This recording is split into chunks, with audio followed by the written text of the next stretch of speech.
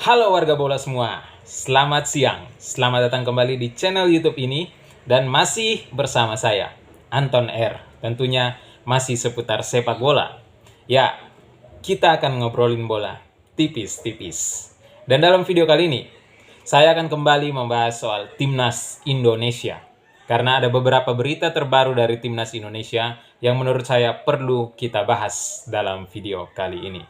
Khususnya dari Piala Asia U20 karena ada Timnas Indonesia U20 di sana yang sedang berlaga. Dan kemarin ketika melawan Timnas Iran U20, Timnas Indonesia dibantai 3-0 tanpa balas. Nah, nanti kita akan lakukan analisis bagaimana pertandingan tersebut berlangsung. Kenapa Timnas Indonesia bisa dibantai 3-0 tanpa balas di sana.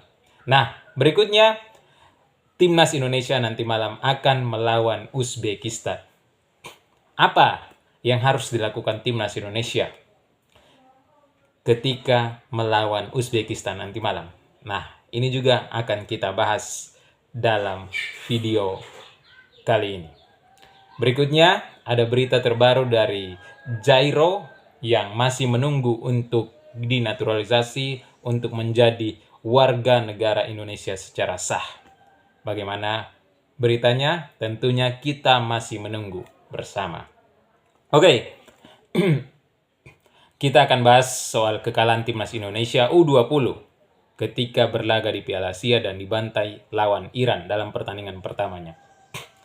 Begini teman-teman, banyak yang mengatakan, banyak yang melakukan kritik terhadap Timnas Indonesia, khususnya kritik terhadap pelatih Indra Safri. Kenapa permainan Timnas Indonesia kacau balau, amburadul katanya. Kenapa Indonesia bisa dibantai 3-0 lawan Iran? Begini teman-teman, menurut pandangan saya ya, permainan Timnas Indonesia itu secara strategi sudah cukup bagus. Secara strategi. Hanya saja, pemain-pemain Timnas Indonesia masih sulit untuk menerjemahkan kemauan pelatih, sehingga kebingungan di lapangan. Baik itu dalam koordinasi antar pemain, dalam menciptakan peluang, dalam efektivitas di lini depan. Sehingga itulah yang dibaca oleh Timnas Iran dan menjadikan itu sebagai peluang buat Timnas Iran membantai Timnas Indonesia 3-0 tanpa balas, teman-teman. Jadi secara permainan Timnas Indonesia tidak jelek-jelek amat menurut saya. Tidak jelek-jelek amat.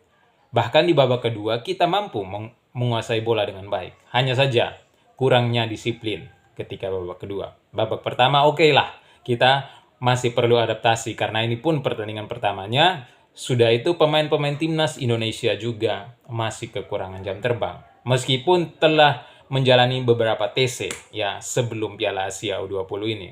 Tapi secara jam terbang Timnas Indonesia masih kurang dalam berlaga di turnamen-turnamen besar, khususnya di Piala Asia ini. Nah, pemain-pemain tersebut hanya praktis berlaga di liga lokal saja, walaupun mereka adalah pemain profesional. Tapi secara jam terbang, mereka masih kurang. Maka di pertandingan pertama masih cukup butuh adaptasi. Nah, adaptasi itu teman-teman, yang dimanfaatkan oleh pemain-pemain Iran. Sehingga melihat pemain-pemain Indonesia lambat dalam beradaptasi, lambat dalam melakukan koordinasi antar pemain, amburadul, tidak disiplin di babak pertama, Timnas Iran memanfaatkan peluang tersebut menjadikan gol oleh Ismail, teman-teman. Nah, babak kedua ketika Timnas Indonesia selesai dari ruang ganti, mulai membaik. Permainan Timnas Indonesia di babak kedua, Timnas Indonesia U20 di babak kedua mulai membaik, teman-teman. Mulai terlihat koordinasi antar pemain, hanya saja kurang disiplin di sana. Sehingga ketika keasikan menyerang, mereka lupa pertahanan. Maka dikonterlah oleh pemain-pemain Iran. Dan Iran kembali lagi memanfaatkan peluang tersebut dengan baik. Inilah yang harus menjadi pelajaran buat anak-anak asuh Indra Safri.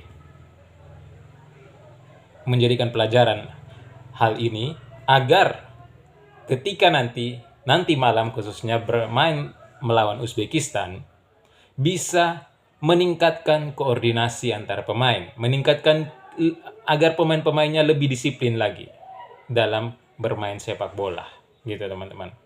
Agar pemain-pemainnya lebih cepat lagi untuk beradaptasi di lapangan, sehingga tidak mudah, sehingga koordinasi antara pemain bisa berjalan dengan baik, tidak mudah diserang oleh lawan, begitu. Ketika diserang oleh lawan, kita pun sudah siap. Tidak sama ketika melawan Iran kemarin, ketika diserang kita oleh pemain-pemain Iran.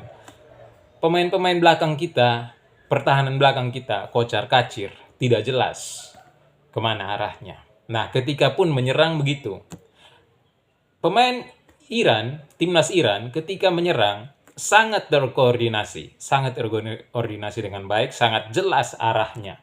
Arahnya kemana, bolanya kemana, sangat jelas. Inilah yang harus menjadi pelajaran buat timnas Indonesia. Bahwa ketika menyerang, kita harus lihat arahnya kemana. Nah, ini tugasnya Indra Safri, teman-teman ya. Tugas secara teknis, tugasnya Indra Safri. Walaupun Indra Safri ketika menangani timnas ketika melawan Iran, ya menurut saya sudah cukup bagus. Hanya pemain-pemainnya saja kurang bisa, kurang mampu, belum terlalu mampu, atau mungkin saja demam panggung. Sehingga susah untuk menerjemahkan apa kemauan dari pelatih. Nah, ini menjadi PR buat Indra Safri dalam memperbaiki secara mental pemain-pemain timnas oke, menurut saya. Secara mental. Karena walaupun kita ketinggalan, walaupun kita tertinggal, kita masih tetap semangat dalam bermain, masih tetap mau menguasai bola. Hanya memang kita kurang disiplin. Sehingga kita terlihat ketika kita kebobolan 2 gol, kita sangat keteteran, sangat malas, sangat tidak disiplin, lebih tidak disiplin lagi. Nah, itulah mental yang secara mental oke, tapi harus perlu diperbaiki lagi bagaimana koordinasi antar pemainnya, bagaimana kedisiplinan pemainnya. Sehingga, dan satu lagi, bagaimana arah dari strategi menyerang. Jangan hanya menyerang asal-asalan, tapi tidak ada arah.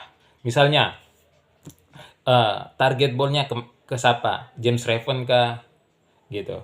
Sehingga pada saat diterapkan di lapangan, kita memiliki target, arah bermainnya. Gitu, ditetapkan arahnya. Nah, setelah itu, bagaimana ketika kita melawan Uzbekistan nanti malam? Dalam melawan Uzbekistan nanti malam, teman-teman, prediksi saya ya, maksimalnya kita itu ada di draw. Bisa jadi kita kalah, ya. Kalau kita secara permainan tidak ada perubahan. Secara mental sudah oke, permainan masih perlu banyak perubahan, banyak PR karena masih tidak jelas nih arahnya. Sekali lagi ya, saya tegaskan bahwa arah permainan timnas Indonesia U20 ini masih belum jelas, begitu. Sehingga bola cenderung berputar-putar saja di lini tengah. Nah, ini terbukti ketika melawan Iran di babak kedua. Bola cenderung berputar-putar saja, tidak jelas arahnya mau kemana, begitu. Padahal kita sudah berani menguasai bola, namun kita masih belum jelas. Ini bolanya mau diarahkan kemana? Apakah mau langsung di shoot ke gawang atau mau diumpan ke pemain depan, gitu. Terus berikutnya, ketika melawan Uzbekistan nanti, PR buat pemain belakang Kadek Ari dan lainnya, bahwa harus disiplin dalam melakukan pertahanan. Dan ketika menyerang, jangan lupa lini pertahanan, jangan lupa tugas masing-masing, bahwa dalam sepak bola harus tertib juga dalam posisi. Jadi lini pertahanan kita, sehingga kita tidak keasikan menyerang, asik naik ke atas semua, lupa pertahanan, mudah sekali di counter attack seperti ketika lawan Iran kemarin. Nah, jangan sampai Uzbekistan memanfaatkan kelemahan ini. Maka haruslah berani berubah dalam hal secara strategi, tidak ada masalah, cuman koordinasi dan kedisiplinan serta arah permainan. 3 itu saja. Koordinasi antar pemain, kedisiplinan, dan arah penyerangan, arah permainan kemana. Nah, itu yang menjadi PR ketika tiga itu sudah bisa terpecahkan oleh Indra Safri dan pemain-pemain Timnas Indonesia U20, maka kemungkinan besar kita bisa memenangkan pertandingan nanti ketika melawan Uzbekistan. Oke, itu saja prediksi saya ketika melawan Uzbekistan nanti. Maksimal kita bisa draw, susah untuk menang, tapi tetap optimis dan jangan sampai kalah. Dan walaupun kalah, jangan sampai kita dibantai dan keteteran. Jangan sampai setidaknya kita menunjukkan perubahan ya. Ketiga PR itu.